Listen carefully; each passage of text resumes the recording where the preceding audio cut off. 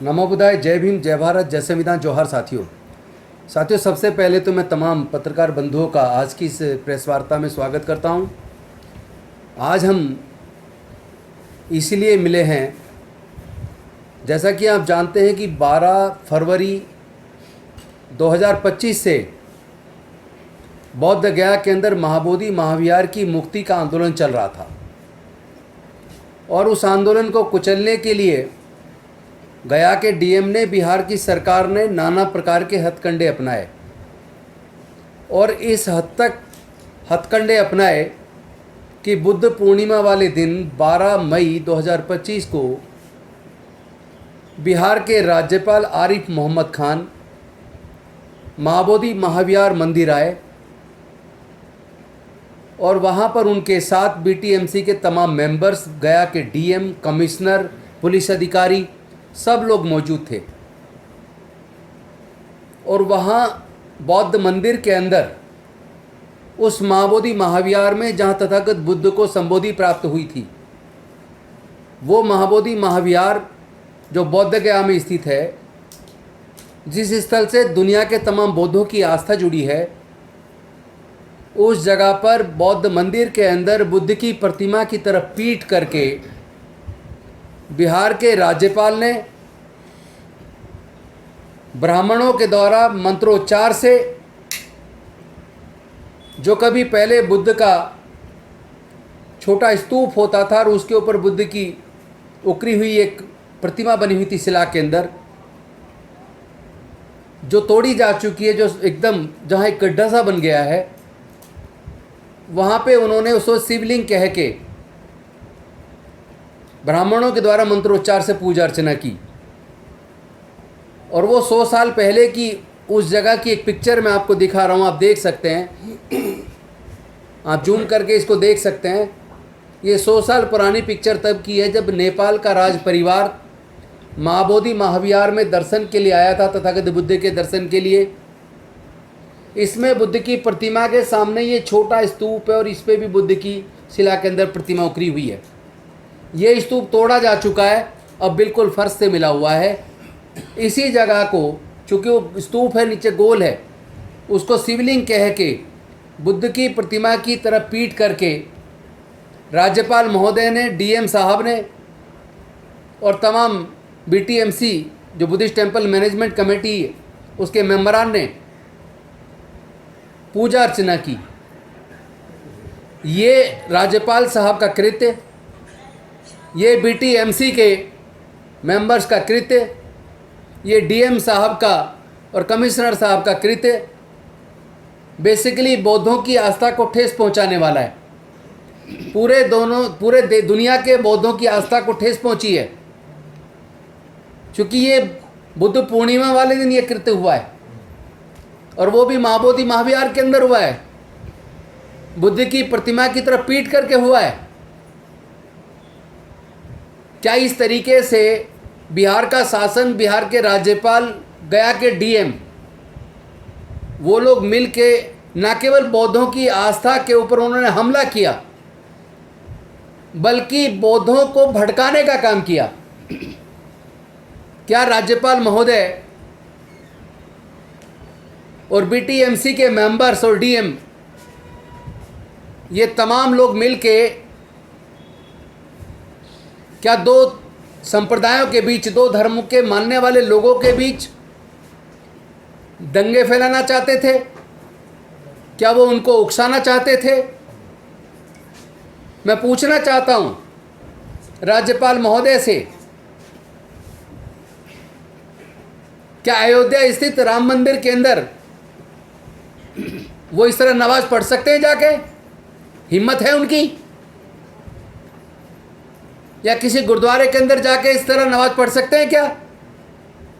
अगर ऐसा नहीं करते तो बौद्धों की आस्था के केंद्र महाबोधि महाविहार के अंदर उन्होंने ब्राह्मणों के द्वारा बुद्ध के उस स्तूप को शिवलिंग बताकर उसकी पूजा अर्चना क्यों की? इस तरीके से दुनिया के बौद्धों का अपमान उन्होंने क्यों किया? दो धर्मों के बीच वैमनस्य फैलाने का कृत्य उन्होंने क्यों किया? क्या वो दंगे कराना चाहते थे?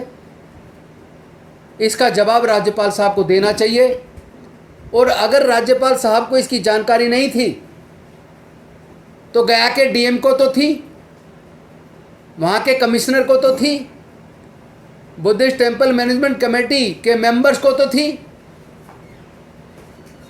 इसका जवाब सरकार को देना चाहिए और गया के डीएम को तुरंत बर्खास्त किया जाना चाहिए। और उन्होंने केवल इतना नहीं किया, बिहार के शासन ने बुद्ध पूर्णिमा से अगले दिन 13 तारीख को आरएसएस के कुछ गुंडे माबोदी महाविहार के अंदर गए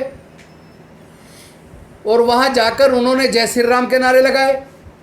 सब लोग जानते हैं कि पूरे दुनिया के बौद्धों का आस्था का केंद्र माबोदी महाविहार है। वहाँ पूरे दुनिया से लोग आते हैं, बुद्ध को मानने वाले लोग आस्था बसाते हैं। और वहाँ जो गुंडे जय श्री राम का नारा लगा रहे थे, मैं पूछना चाहता हूँ बिहार के प्रशासन से, उनको अंदर किसने घुसने दिया? अंदर वो जय श्री राम का नारा क्यों लगा रहे थे? क्या वो बौद्धों को उकसाना चाहते थे? और जब उसके जवाब में जो अलग अलग राज्य से बौद्ध प्रतिनिधि आए हुए थे, उपासक आए हुए थे, जब उन्होंने उसका विरोध किया और उन्होंने जय भीम बोला, नमो बुद्धाय बोला, तो उनके ऊपर हमला बोल दिया। यहाँ तक कि एक भिक्षुणी की पिटाई की, एक महाराष्ट्र की महिला की पिटाई की। जब इस बारे में जानकारी बनते विनाचार्य जी को मिली तो वह उनको बचाने के लिए गए, तो उल्टा पुलिस ने अंदर जय श्री राम का नारा लगाकर दंगे करने वाले लोगों को गिरफ्तार करके उनके खिलाफ कार्रवाई करने की बजाय उन लोगों ने उल्टा भंते विनाचार्य जी को 13 तारीख की आधी रात को गिरफ्तार कर लिया और जेल भेज दिया। और आज तक भी उनकी जमानत नहीं हुई है। तो इन दोनों कृत्य के खिलाफ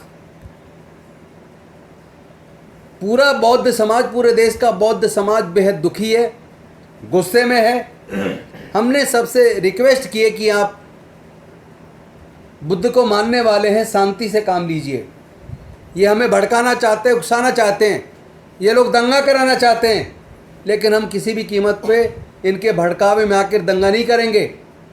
हम शांति के मार्ग पर चलकर संवैधानिक तरीके से अपना विरोध दर्ज कराएंगे और बेहद मजबूती से कराएंगे। सरकार अगर कोई कार्रवाई नहीं करती है, उसके बाद अगला कदम क्या होगा वो हम लोग डिसाइड करेंगे। लेकिन आने वाली 5 जून को सुबह 10:30 बजे जंतर मंतर पर all India Buddhist forum, mission Jai Bhim, the Buddhist society of India, Bharatiya Bauddha महासभा, समता सैनिक दल, भीम आर्मी और भीम सेना वे अन्य जितने भी संगठन, राष्ट्रीय बौद्ध महासभा सहित जितने भी बौद्ध संगठन, अम्बेडकरवादी संगठन देश में चल रहे हैं, सब लोगों ने मिलकर ये तय किया है कि आने वाली 5 जून को दिल्ली के जंतर मंतर पर एक विशाल प्रदर्शन सुबह 10:30 बजे किया जाएगा। और यह सब 13 मई को बौद्ध गया के अंदर सिक्किम हाउस में, जो पूरे देश के आए हुए प्रतिनिधियों के बीच में ये तय हुआ था।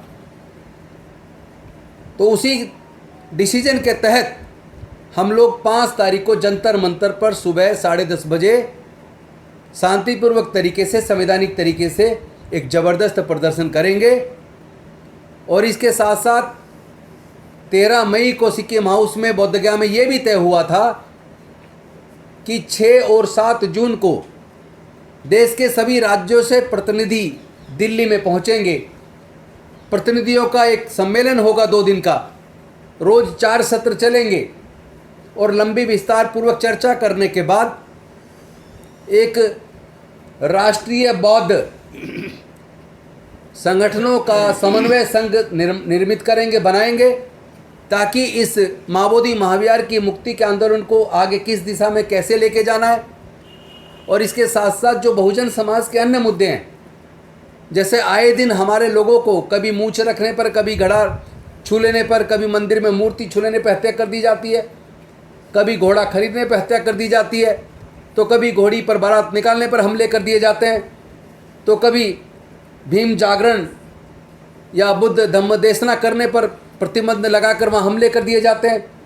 तो इस तरह के जो आए दिन जो घटनाक्रम होती है, उसके लिए भी हम राष्ट्रीय एक समिति बनाकर, एक्शन कमेटी बनाकर उसके खिलाफ किस तरीके से आगे बढ़ा जाए और सरकार को कैसे मजबूर किया जाए कि वो बौद्धों और अम्बेडकरवादी और बहुजन समाज के लोगों के साथ पक्षपात बंद करे, उनके खिलाफ जो झूठे मुकदमे दर्ज किए गए बनते विनाचार्य या दूसरे हमारे लोगों के खिलाफ, वो तुरंत वापस ले, बनते जी को तुरंत छोड़ा जाए और महाबोधि महाविहार का जो एक्ट है मैनेजमेंट कमेटी का 1949, उस एक्ट को तुरंत रद्द करे और महाबोधि महाविहार बौद्धों को सौंप दे। अगर बिहार की सरकार और केंद्र सरकार मिलकर इस मसले का समाधान नहीं करती हैं तो जैसा मैं पहले ही कह चुका हूं, हम फिर केवल महाबोधि महाविहार की मुक्ति तक नहीं रुकेंगे। उसके बाद तो हमारी जो बाकी हमारे बौद्ध स्थलों पर कब्जा हुआ, चाहे वो बद्रीनाथ का मंदिर बौद्ध मंदिर हो, चाहे वो पुरी जगन्नाथपुरी का बौद्ध मंदिर हो, चाहे वो तिरुपति बालाजी का बौद्ध मंदिर हो, या सोमनाथ मंदिर जिसके नीचे आर्कियोलॉजिकल सर्वे ऑफ इंडिया ने उस वक्त खुदाई की थी जब नरेंद्र मोदी जी मुख्यमंत्री हुआ करते थे, और उसके नीचे बुद्ध का मंदिर, बुद्ध गुफाएं निकल आई और उसको रोक दिया गया। तो इस तरह के तमाम अवशेष ये बताते हैं कि 500 साल से पुराने जितने भी अवशेष भारत में खुदाई में निकले हैं, तमाम अवशेष केवल बुद्ध के निकले हैं। और बुद्ध के स्तूपों को तोड़कर, बुद्ध विहारों को तोड़कर, कब्जा कर कर उनको मंदिरों में तब्दील किया गया है। फिर हम उन सब की भी मुक्ति का आवाज़ बुलंद करेंगे, इस लड़ाई को लड़ेंगे। अब मैं चाहूँगा कि आज हमारी इस प्रेस कॉन्फ्रेंस में मेरे बगल में मिशन जय भीम के राष्ट्रीय अध्यक्ष बीपी निगम जी बैठे हैं, उनके बगल में भारतीय बौद्ध महासभा के वाई के आनंद जी बैठे हैं, और मेरे राइट साइड में दी बुद्धिस्ट सोसाइटी ऑफ इंडिया से चरण सिंह भंडारी जी बैठे हैं। मैं चाहूँगा कि वो भी इन मुद्दों पर, और मेरे बगल में इधर हमारे पूर्व जज मनोज कुमार जी वो भी बैठे हैं। मैं चाहूँगा कि, और इधर हमारे मौर्य जी, आशीष बरुआ जी जो ऑल इंडिया बुद्धिस्ट फोरम से शुरू से आंदोलन से जुड़े रहे, दिल्ली प्रदेश के अध्यक्ष हैं, और इधर ईश्वर सिंह जी जो जनरल सेक्रेटरी हैं, और हमारे Maurya ji the Buddhist society of India से।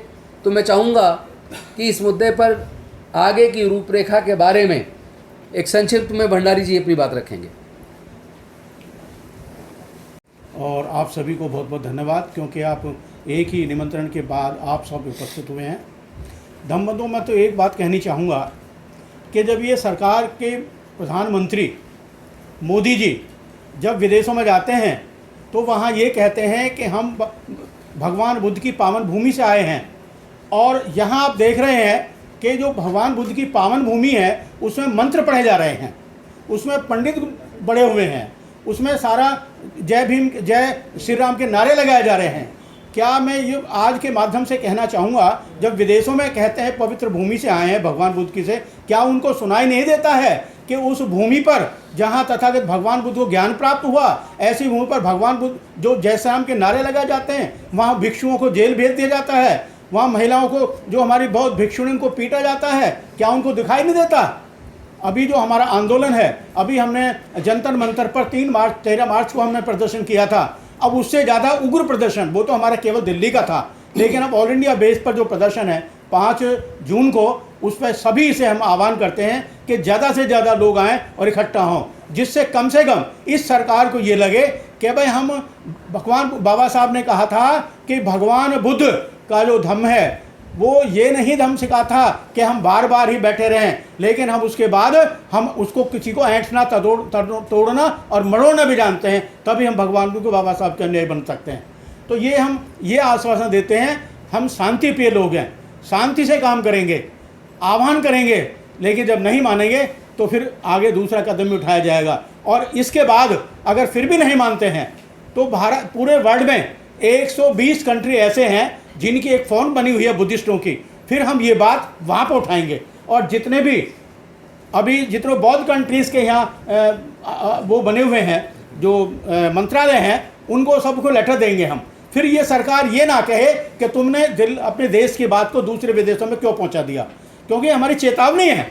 अगर ये नहीं करेंगे तो फिर हमें दूसरा कदम यही उठाना पड़ेगा, जितनी भी एम्बेसी हैं उन सब एम्बेसी को जो जिसमें बौद्ध धर्म की अधिकता है, वहाँ उनको लिखेंगे, लेटर देंगे। ये हमारा उद्देश्य रहेगा। और इन्हीं शब्दों के साथ हम ज़्यादा ना कहते हुए हम इस सरकार को आगाह करते हैं कि भाई इसको छोटा न लें। हम शांति प्रिय लोग हैं, भगवान बुद्ध के मानने वाले हैं, उद्दंड ना मचाएं, हम शांति चाहते हैं। और अंत में मैं सभी से यही कहूँगा कि ज़्यादा ज़्यादा संख्या में 5 जून को सब लोग पहुँचें, इस कार्यक्रम को सफल बनाएं। इन्हीं के साथ जय भीम। अब मैं निवेदन करूंगा आदरणीय मनोज जी जो पूर्व जज हैं, वो भी चूंकि कानून के विज्ञाता भी हैं, वो उस दृष्टि से वो अपना का जो धार्मिक विवाद पूरे देश के सामने आया है वो सिर्फ अब भारत का मसला नहीं है, बल्कि अंतर्राष्ट्रीय पटल पर भी इसकी चर्चा हो रही है। भारत के संविधान को लागू हुए करीब 75 वर्ष हुए और इसमें प्रत्येक धर्मों को उसकी स्वतंत्रता के लिए बाबा साहब ने तमाम सुविधाएं दी हैं।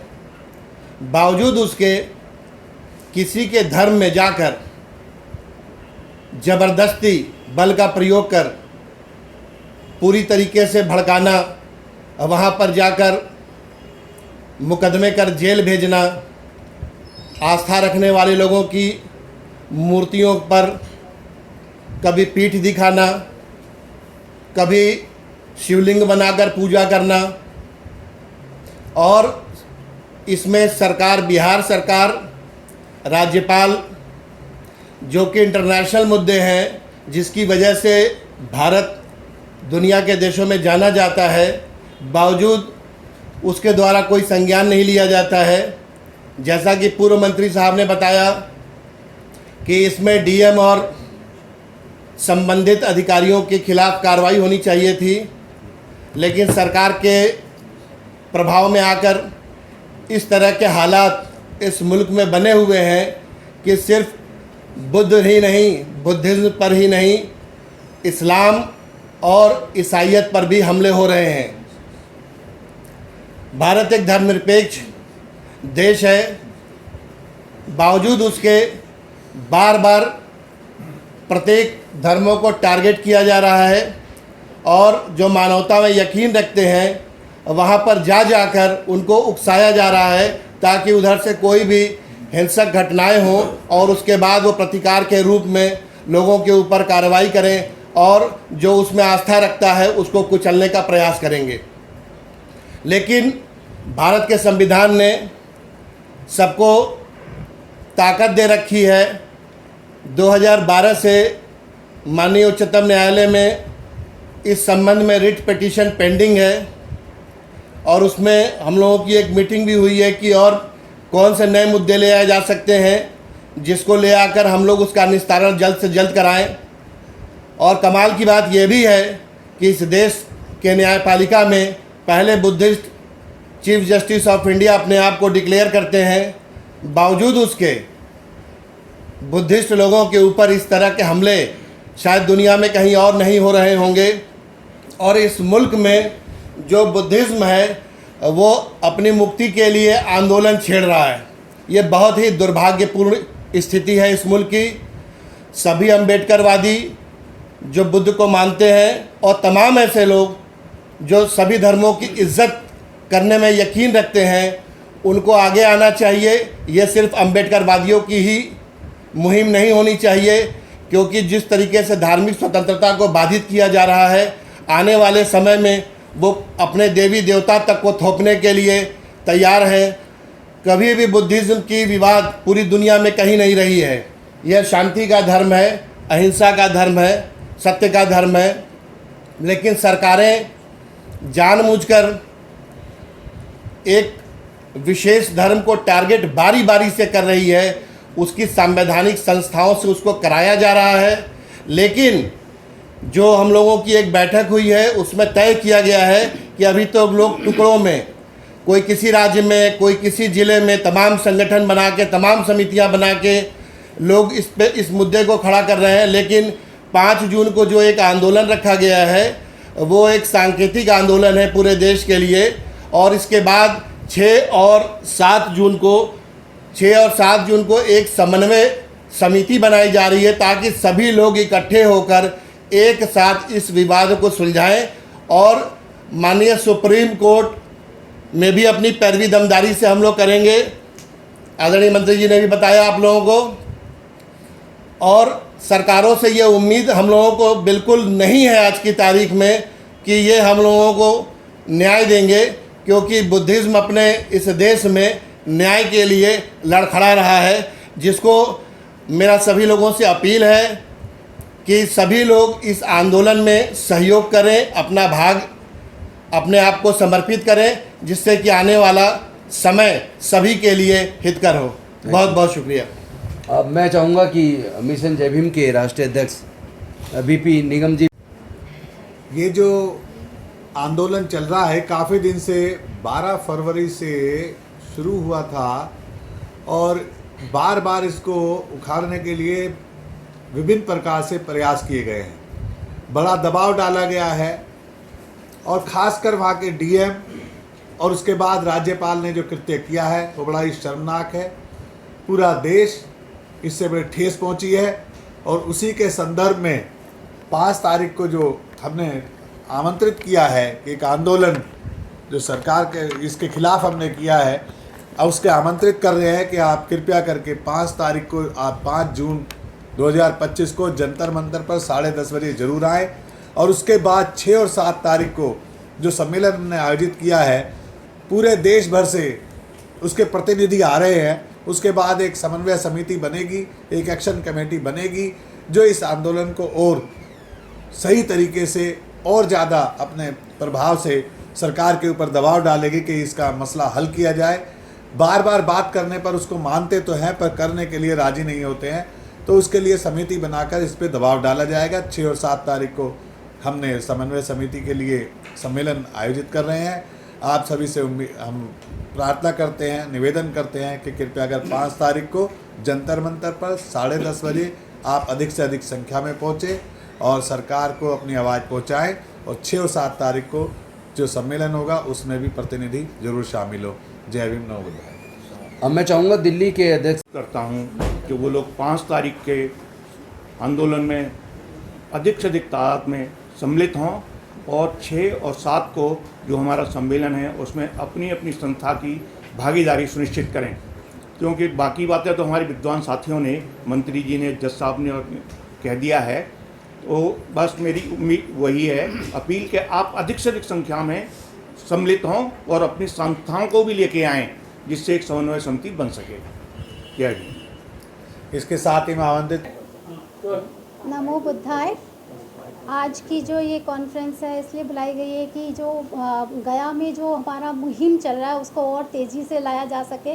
आप सबने भी सभी से सुना कि इस मुहिम का विरोध 5 जून को किया जा रहा है, बड़े ज़ोर शोर से नेशनल लेवल पे किया गया जा रहा है।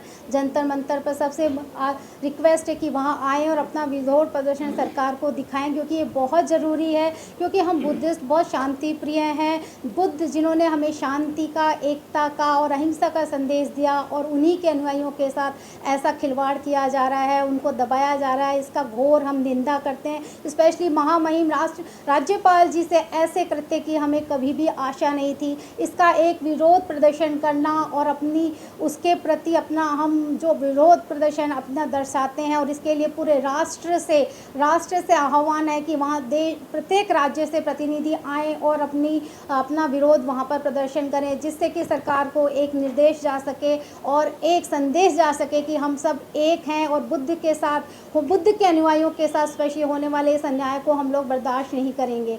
साथ ही मैं आप सभी से आग्रह करना चाहती हूँ कि ऑल इंडिया बुद्धिस्ट फोरम की तरफ से, जैसे कि वहाँ बताया गया था कि हमारे इस प्रदर्शन को, मुहिम को और भी तेज़ी से आगे ले जाने के लिए जो प्रदर्शन वहाँ पर चल रहा है, और आप सब ने देखा कि किस तरीके से उस पर गतिरोध पैदा किया गया। ये गतिरोध वहाँ पैदा नहीं होता। ये जो बाधाएँ आई हैं, ये बाधाएँ वहीं नहीं आती अगर शुरू से ही लामा जी का नेतृत्व बहुत सही जा रहा है। किंतु जैसे कि एक ही इंसान जो सोचता है वो उतना सफिशिएंट नहीं होता जितना कि 10 इंसानों का सर मिलके विचार, 10 इंसानों का चिंतन शक्ति मिलके जो एक निर्णय लेगी, वो जितना उससे मुहिम को एकता, बल और संदेश मिलेगा, उसमें जो स्ट्रांगनेस आएगी, वो एक अकेले इंसान के नेतृत्व से नहीं आ सकती है। इसीलिए सभी राज्य से, सभी प्रतिनिधियों द्वारा एक आशा रखी गई और एक मांग निकल के आई कि एक नेशनल वाइज कमेटी बनाई जाए जो कि सलाह दे सके। जैसे कि हम सर्जरी जब होती है तो केवल सर्जन सारी सर्जरियां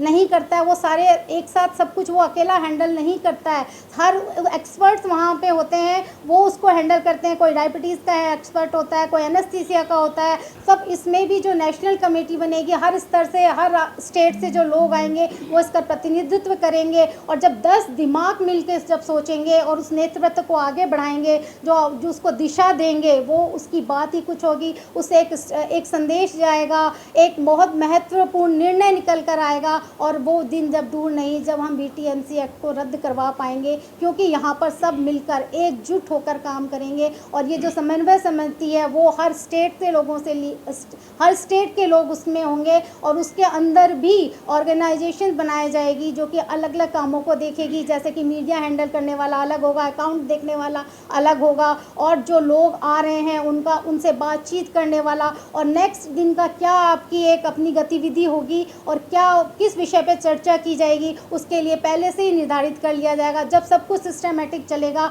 तो वो दिन दूर नहीं होगा जब हमें इस मुहिम में सफलता अवश्य मिलेगी। क्योंकि एक इंसान, लामा जी का नेतृत्व ठीक है, बहुत अच्छा है, बहुत आगे जा रहे, किंतु वो भी इंसान ही है। किंतु अगर हम 10 हाथ मिलकर उनको साथ देंगे तो वो इस मुहिम में और भी अधिक तेज़ी ला सकेंगे। और अभी जो अकाउंट की बात उठ रही है, वो अकाउंट का जो मसला है वो भी नहीं उठेगा। ये एक अलगाव की स्थिति नहीं है, मुहिम वही रहेगी, नेतृत्व वही रहेगा। सिर्फ उसको तेज़ी देने के लिए, उसको बल देने के लिए और स्ट्रांगनेस देने के लिए एक राष्ट्रीय समन्वय समिति बनाई जा रही है। जो ये छोटी छोटी बातें उठ के आ रही हैं कि ये अलग हो गया, नहीं, कुछ अलग नहीं है, धरना एक ही है, एक ही जगह पे होगा। और अगर ये नेशनल कमेटी पहले ही बन जाती तो आज जो सिचुएशन गया में है, हमारे जो चमन महंते जी जो जेल में है, वो स्थिति आती ही नहीं। क्योंकि जब सब साथ होते, सब एक साथ मिलकर निर्णय लेते और एक साथ जाके अपनी आवाज़ वहाँ रखते, तो प्रशासन की हिम्मत नहीं होती कि वो आगे आके हमारे साथ इस तरीके की घटना को अंजाम दे पाते। तो ये उसी मिशन को और तेज़ी देने के लिए हम सब राष्ट्रीय स्तर पर मिल रहे, क्योंकि ये केवल नेशनल मुहिम नहीं है, एक ये इंटरनेशनल मुहिम है। तो इस मुहिम में हम सबको सिस्टमेटिकली और सभी लोगों को साथ लेके सभी के निर्णयों का सम्मान करते हुए आगे बढ़ना होगा। यहाँ हम अकेले डिसीजन नहीं ले सकते, हमें सबकी सलाह को मानकर फिर आप जब वहाँ आगे बढ़ेंगे तो हम निश्चय सफलता प्राप्त करेंगे। तो इसलिए आप सभी से रिक्वेस्ट है कि प्लीज़ आए और आकर के 5 और 6 को स्पेशली अपने अपने स्टेट का प्रतिनिधित्व करें और एक अच्छी नेशनल कमेटी बन के जाए जो कि सही सलाह दे सके और सही काम और सही अंजाम और साथ ही एक स्ट्रॉन्ग मजबूती के साथ खड़ा हो सके। जय भारत।